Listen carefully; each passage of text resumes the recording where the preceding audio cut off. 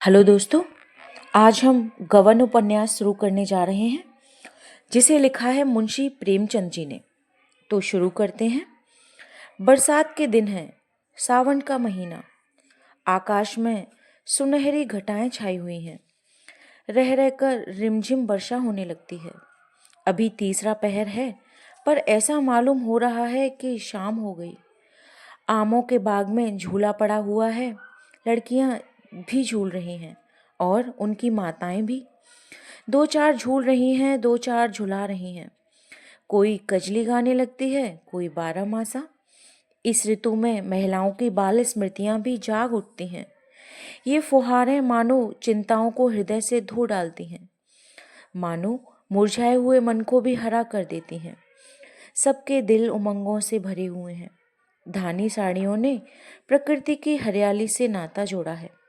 इसी समय एक बिसाती आकर झूले के पास खड़ा हो गया। उसे देखते ही झूला बंद हो गया। छोटी बड़ी सबों ने आकर उसे घेर लिया। बिसाती ने अपना संदूक खोला और चमकती दमकती चीजें निकालकर दिखाने लगा।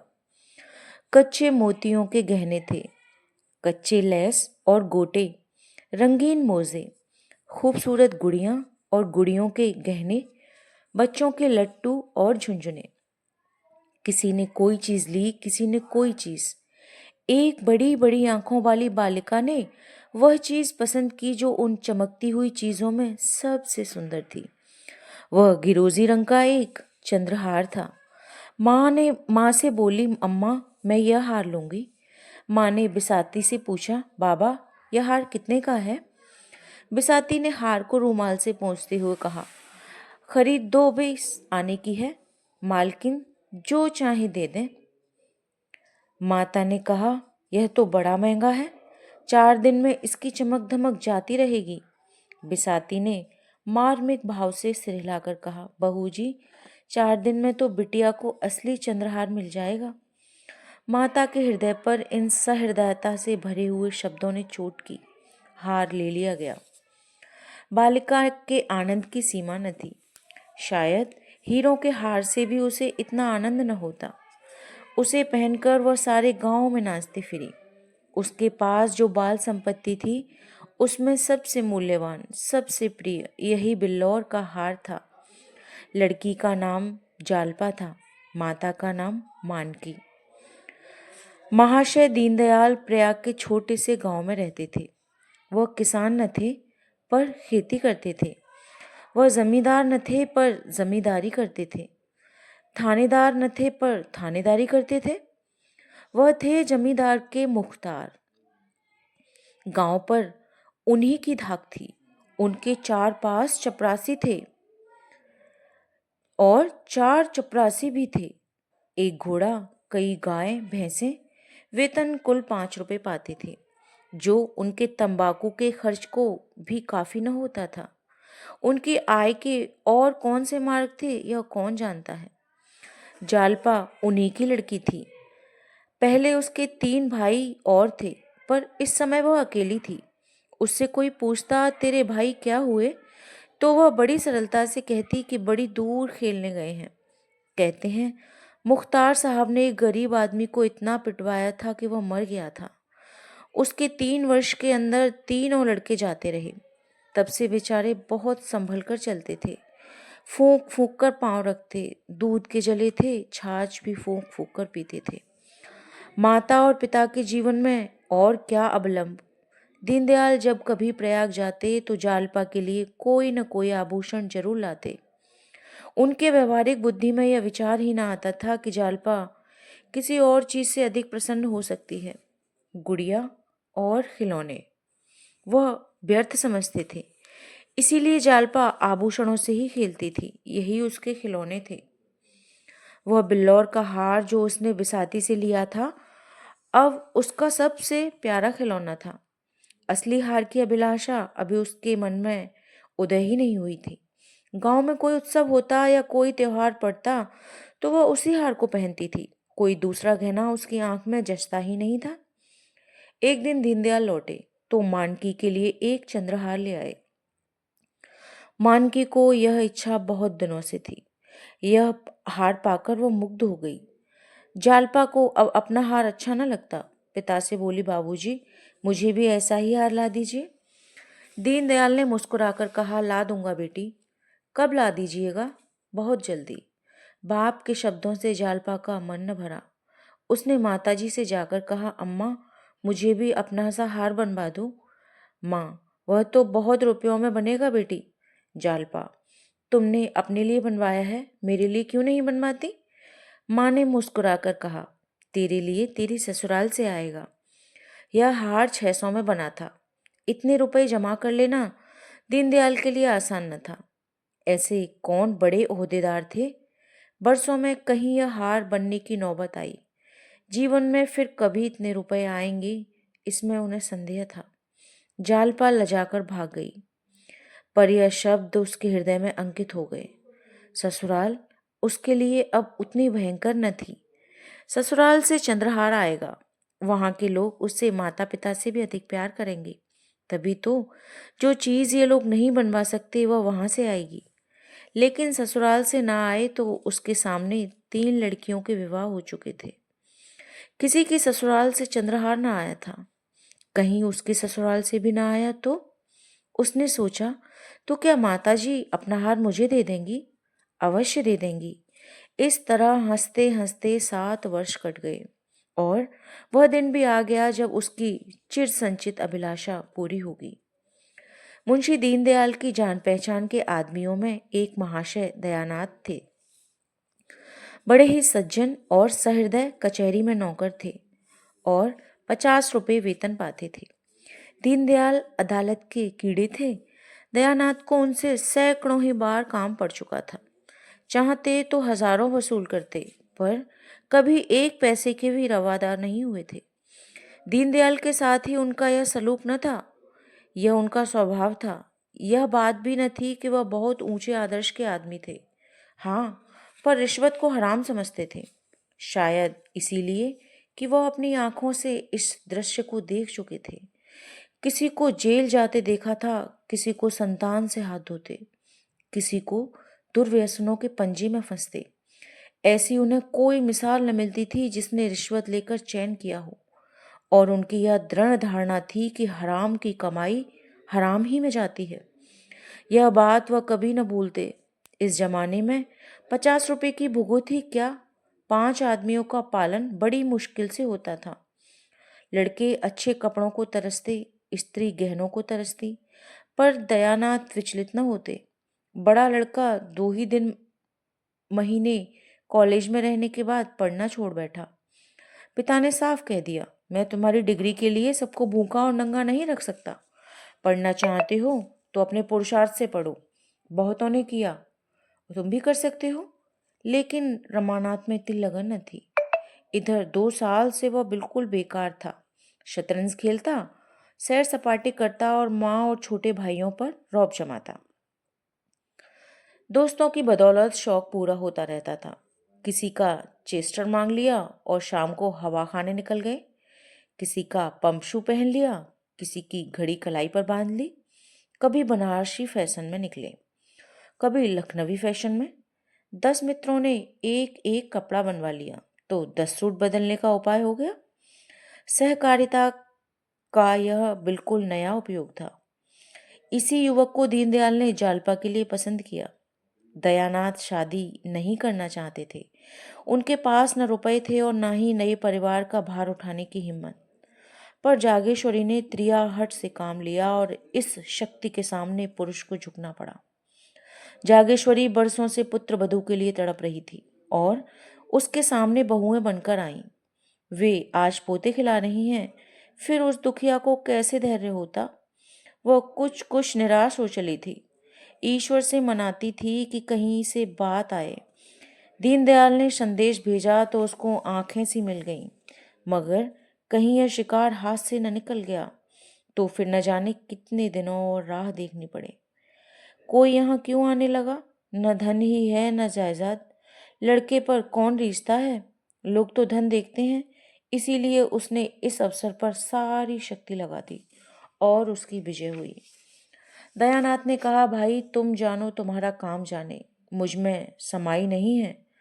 जो आदमी अपने पेट की फिक्र नहीं कर सकता, उसका विवाह करना तो मुझे अधर्म सा मालूम होता है। फिर रुपए की भी तो फिक्र है। 1,000 तो टीम टाम के लिए चाहिए, जोड़े और गहनों के लिए। कानों पर हाथ रखकर, ना बाबा, यह बोझ मेरे मान का नहीं। जागेश्वरी पर इन दलीलों का कोई असर न हुआ। बोली, वह भी तो कुछ देगा, मैं उससे मांगने तो जाऊंगा नहीं। तुम्हारे मांगने की जरूरत ही न पड़ेगी, वो खुद ही दे देंगे। लड़की के ब्याह में पैसे का मुंह कोई नहीं देखता। हाँ, मकदूर चाहिए सो दीनदयाल पोड़े आदमी हैं। और फिर यही एक संतान है, बचाकर रखेंगे तो किसके लिए? दयानाथ को अब कोई बात न सूझी। केवल यही कहा, वह चाहे लाख दे दें, चाहे एक भी न दें, मैं न कहूँगा कि दो, न कहूँगा कि मत दो। कर्ज मैं लेना नहीं चाहता, और लूँ तो दूंगा किसके घर से? जागेश्वरी ने इस बाधा को मानो हवा में उड़ाकर कहा, मुझे तो विश्वास है कि वह टीके में 1,000 से कम न देंगे। तुम्हारे टीम टाम के लिए इतना बहुत है। गहनों का प्रबंध किसी सर्राफ से कर लेना। टीके में 1,000 देंगे तो क्या द्वार पर 1,000 भी न देंगे? वही रुपए सर्राफ को दे देना, 200-400 बाकी रहे, वह धीरे धीरे चुक जाएंगे। बच्चा के लिए कोई न कोई द्वार खुलेगा ही। दयानाथ ने उपेक्षा भाव से कहा, खुल चुका। जिसे शतरंज और सैर सपाटे से फुर्सत न मिले, उसे सभी द्वार बंद ही मिलेंगे। जागेश्वरी को अपने विवाह की बात याद आई। दयानाथ भी तो गुलछर्रे उड़ाते थे, लेकिन उसके आते ही उन्हें 4 पैसे कमाने की फिक्र कैसी सब सवार हो गई। साल भर भी न बीतने पाया था कि वे नौकर हो गए थे। बोली, बहू आ जाएगी तो उसकी भी आंखें खुल जाएंगी, देख लेना। अपनी बात याद करो, जब तक गले में जुआ नहीं पड़ा है तभी तक कुलेले हैं। जुआ पड़ा और सारा नशा हिरन हुआ। निकम्मों को राह पर लाने का इससे बढ़कर और कोई उपाय ही नहीं है। जब दयानाथ परास्त हो जाते थे तो अखबार पढ़ने लगते थे। अपनी हार को छिपाने का उनके पास यही एक संकेत था। मुंशी दीनदयाल उन आदमियों में से थे जो सीधों के साथ सीधे होते हैं, पर टेढ़ों के साथ टेढ़े ही नहीं, शैतान हो जाते हैं। दयानाथ बड़ा सा मुंह खोलते, हजारों की बातचीत करते तो दीनदयाल उन्हें ऐसा चकमा देते कि वह उम्र भर याद रखे।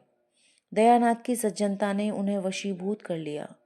उनका विचार 1,000 देने का था, पर 1,000 टीके में ही दे आए। मानकी ने कहा, जब टीके में 1,000 दिया तो इतना ही घर पर भी देना पड़ेगा, आएगा कहाँ से? दीनदयाल चिढ़कर बोले, भगवान मालिक है, जब उन लोगों ने उदारता दिखाई तो लड़का मुझे सौंप दिया, तो मैं भी दिखा देना चाहता हूँ कि हम शरीफ हैं और शील्य का मूल पहचानते हैं। अगर उन्होंने हेकड़ी जताई होती तो अभी उनकी खबर लेता। दीनदयाल 1,000 तो दे आए, पर दयानाथ का बोझ हल्का करने के बदले और भारी कर दिया। वह कर्ज से कोसों भागते थे। इस शादी में उन्होंने मियाँ की जूती मियाँ की चांद वाली नीति निभाने की ठानी थी, पर दीनदयाल की सहृदयता ने उनका संयम तोड़ दिया। वे सारे टीम टाम नाच तमाशे जिनकी कल्पना का उन्होंने गला घोंट दिया था, वही रूप धारण करके उनके सामने आ गए। बंधा हुआ घोड़ा थान से खुल गया, उसे कौन रोक सकता है? धूमधाम से विवाह करने की ठन गई। पहले जोड़े गहने को उन्होंने गौड़ समझ रखा था, अब वही सबसे मुख्य हो गया। ऐसा चढ़ावा हो कि मंडवे वाले देखकर भड़क उठें, सबकी आंखें खुली जाएं। कोई 3,000 का सामान बनवा डाला, सर्राफ को 1,000 नगद मिल गए। 1,000 के लिए एक सफ्ता का वादा हुआ तो उसने कोई आपत्ति न की। सोचा 2,000 सीधे हुए जाते हैं, 500-700 रुपये रह जाएंगे, वह कहाँ जाते हैं। व्यापारी की लागत निकल आती है तो नगद को तत्काल पाने के लिए आग्रह नहीं करता। फिर भी चंद्रहार की कसर रह गई। जड़ाऊ चंद्रहार 1,000 से नीचे अच्छा नहीं मिल सकता था। दयानाथ का तो जी लहराया कि लगे हाथ उसे भी ले लो। किसी को नाक सिकोड़ने की जगह तो न रहेगी, पर जागेश्वरी इस पर राजी न हुई। बाजी पलट चुकी थी। दयानाथ ने गर्म होकर कहा, तुम्हें क्या, तुम तो घर में बैठी रहोगी, मौत तो मेरी होगी जब उधर के लोग नाक भौं सिकोड़ेंगे। जागेश्वरी, दोगे कहाँ से, कुछ सोचा है? दयानाथ, कम से कम 1,000 तो वहाँ मिल ही जाएंगे। जागेश्वरी, खून मुंह लग गया क्या? दयानाथ ने शर्मा कर कहा, नहीं नहीं, मगर आखिर वहाँ भी तो कुछ मिलेगा।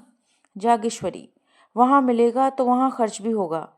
नाम जोड़े गहने से नहीं होता, दान दक्षिणा से होता है। इस तरह चंद्रहार का प्रस्ताव रद्द हो गया।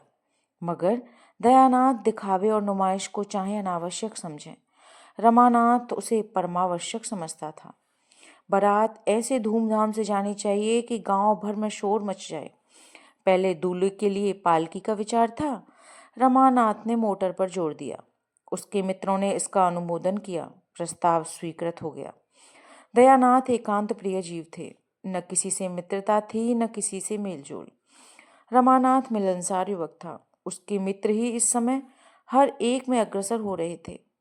वे जो करते दिल खोलकर, आतिशबाजियां बनवाई तो अव्वल दर्जे की, नाच ठीक किया तो अव्वल दर्जे का, बाजे गाजे भी अव्वल दर्जे के, दोयम या सोयम का वहां जिक्र ही नहीं था।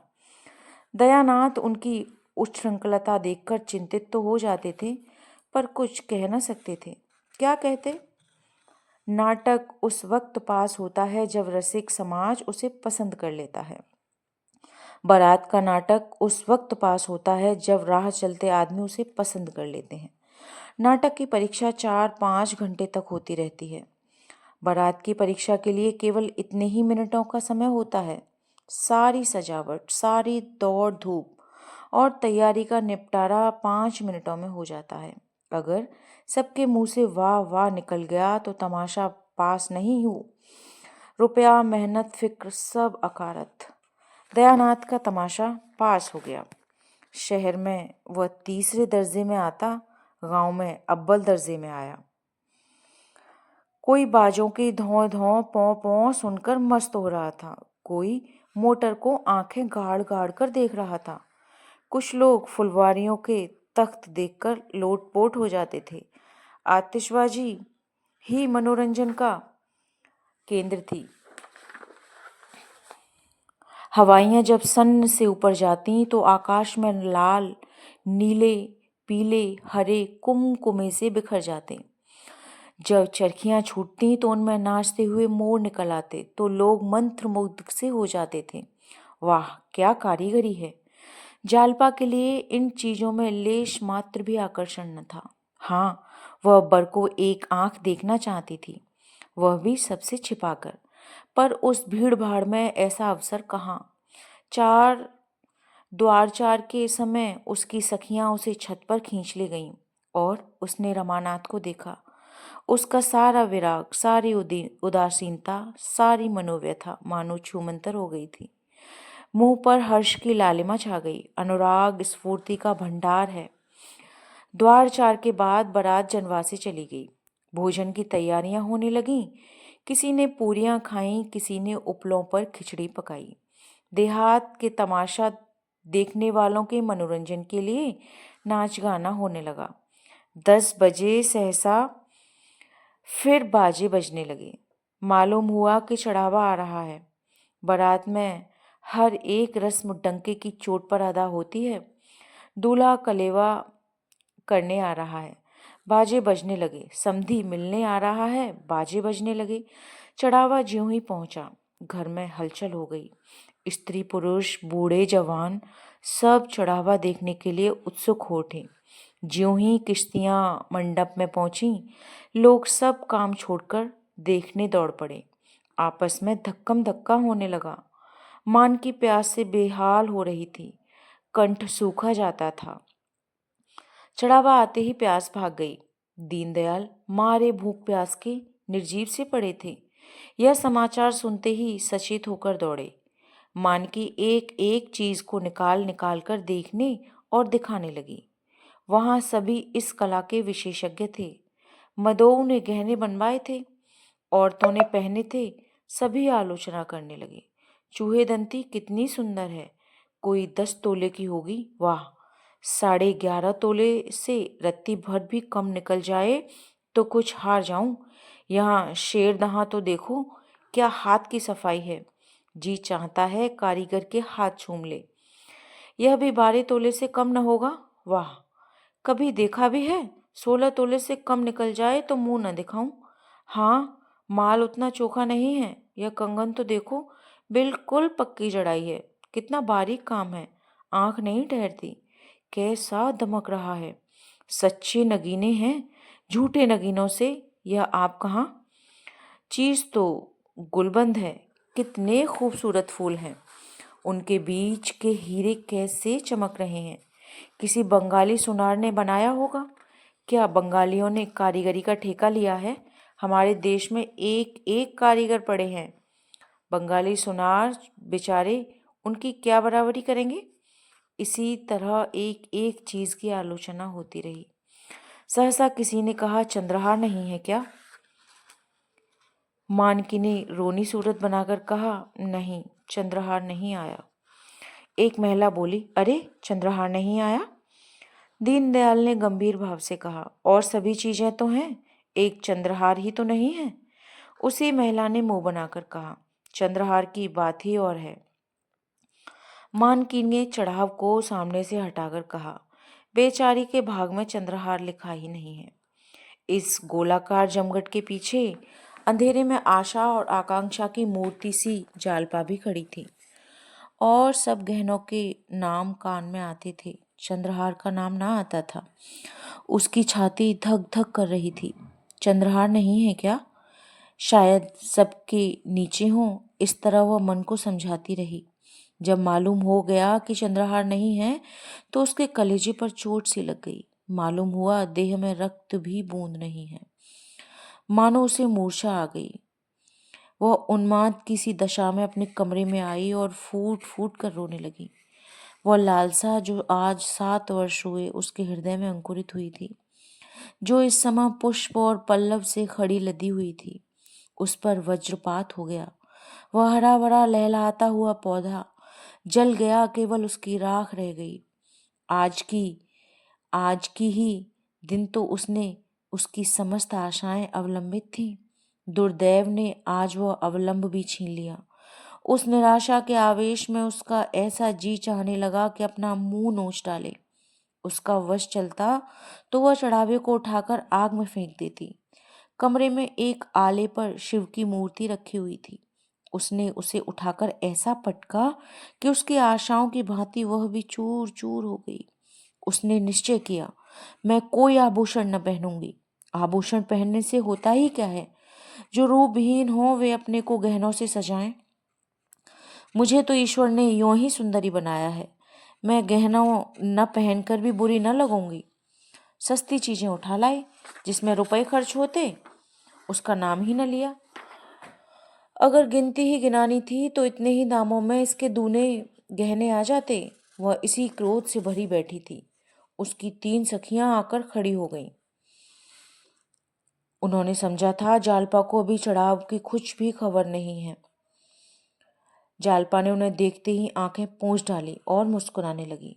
राधा मुस्कुराकर बोली, जालपा, मालूम है तूने बड़ी तपस्या की थी। ऐसा चढ़ाव मैंने आज तक नहीं देखा था। अब तो तेरी सब साध पूरी हो गई। जालपा ने अपनी लंबी लंबी पलकें उठाकर उसकी ओर ऐसे दीन नजर से देखा मानो जीवन में अब उसके लिए कोई आशा नहीं है। हाँ बहन, सब साध पूरी हो गई। इन शब्दों में कितनी अपार मर्मांतक वेदना भरी हुई थी, इसका अनुमान तीनों युवतियों ने कोई भी न कर सकी। तीनों कौतूहल से उसकी ओर ताकने लगी, मानो उसका आशय उनकी समझ में न आया हो। बासंती ने कहा, जी चाहता है कारीगर के हाथ चूम लूं। शहजादी बोली, चढ़ावा ऐसा ही होना चाहिए कि देखने वाले भड़क उठें। बासंती, तुम्हारी सास बड़ी चतुर जान पड़ती है, कोई चीज नहीं छोड़ी। जालपा ने मुंह उधर कर कहा, ऐसा ही होगा। राधा, और तो सब कुछ है, केवल चंद्रहार नहीं है। शहजादी, एक चंद्रहार के न होने से क्या होता है बहन, उसकी जगह गुलबंतु तो है। जालपा ने वक्रोक्ति के भाव से कहा, हाँ, देह में एक आंख के न होने से क्या होता है, और सब अंग तो होते ही हैं। आंखें हुई तो क्या, न हुई तो क्या।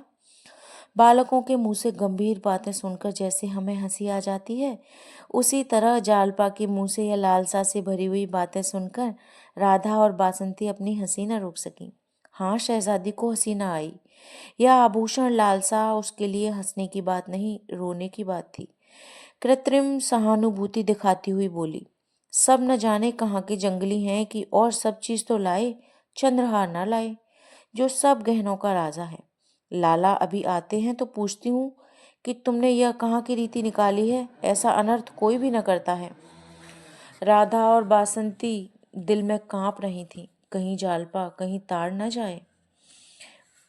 उनका बस चलता तो शहजादी का मुंह बंद कर देती। बार बार उसे चुप रहने का इशारा कर रही थी, मगर जालपा को शहजादी का यह व्यंग संवेदना से परिपूर्ण जान पड़ा। सजल नेत्र होकर बोली, क्या करोगी पूछकर बहन, जो होना था सो हो गया। शहजादी, तुम पूछने को कहती हो, मैं रुलाकर छोड़ूंगी। मेरे चढ़ाव पर कंगन नहीं आया था। उस वक्त मन ऐसा खट्टा हुआ कि सारे गहनों पर लात मार दूं। जब तक कंगन न बन गए मैं नींद भर नहीं सोई। राधा, तो क्या तुम जानती हो जालपा चंद्रहार न बनेगा? शहजादी, बनेगा तब बनेगा, इस अवसर पर तो नहीं बना। 10-5 की चीज तो है ही नहीं कि जब चाहा बनवा दिया। सैकड़ों का खर्च है, फिर कारीगर तो हमेशा अच्छे नहीं मिलते। जालपा का भग्न हृदय शहजादी की इन बातों से मानो जी उठा। वह रुंधे हुए कंठ से बोली, यही तो मैं भी सोचती हूँ बहन, जब आज न मिला तो फिर क्या मिलेगा। राधा और बासंती मन ही मन शहजादी को कोस रही थीं और थप्पड़ दिखा दिखा कर धमका रही थीं, पर शहजादी को इस वक्त तमाशे का मजा आ रहा था। बोली, नहीं, यह बात नहीं है जल्दी, आग्रह करने से सब कुछ हो सकता है। सास ससुर को बार बार याद दिलाती रहना, बहनोई जी से 2-4 दिन रूठे रहने से भी बहुत कुछ काम निकल सकता है। बस यही समझ लो कि घर वाले चैन न लेने पाए। यह बात हर दम उनके ध्यान में रहे, उन्हें मालूम हो जाए कि बिना चंद्रहार बनवाए कुशल नहीं। तुम जरा भी ढीली पड़ी और काम बिगड़ा। राधा ने हंसी रोकते हुए कहा, इनसे न बने तो तुम्हें बुला ले। क्यों, अब उठोगी कि सारी रात उपदेश ही करती रहोगी? शहजादी, चलती हूँ, ऐसी क्या भांगड़ पड़ी है। हाँ, खूब याद आई।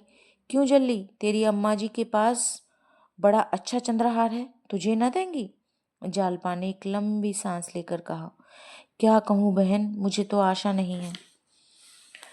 शहजादी, एक बार कहकर तो देखो, अब उनके कौन पहनने ओढ़ने के दिन बैठे हैं। जालपा, मुझसे तो न कहा जाएगा। शहजादी, मैं कह दूंगी। जालपा, नहीं नहीं, तुम्हारे हाथ जोड़ती हूँ, मैं जरा उनके मातृ स्नेह की परीक्षा लेना चाहती हूँ। बासंती ने शहजादी का हाथ पकड़कर कहा, अब उठेगी भी या नहीं, या सारी रात उपदेश करती रहेगी? शहजादी उठी, पर जालपा रास्ता रोककर खड़ी हो गई और बोली, नहीं बहन, अभी बैठो, तुम्हारे पैर पड़ती हूँ। शहजादी, जब ये दोनों चुड़ैलें बैठने देंगी, मैं तो तुम्हें गुर सिखाती हूँ और ये दोनों मुझ पर झल्लाती हैं। सुन नहीं रही हो, मैं भी विष की गांठ हूँ।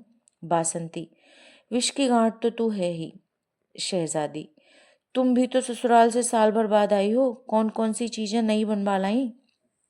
बासंती, और तुमने 3 साल में क्या बनवा लिया? शहजादी, मेरी बात छोड़ो, मेरा खसम तो मेरी बात नहीं पूछता। राधा, प्रेम के सामने गहनों का कोई मूल्य नहीं।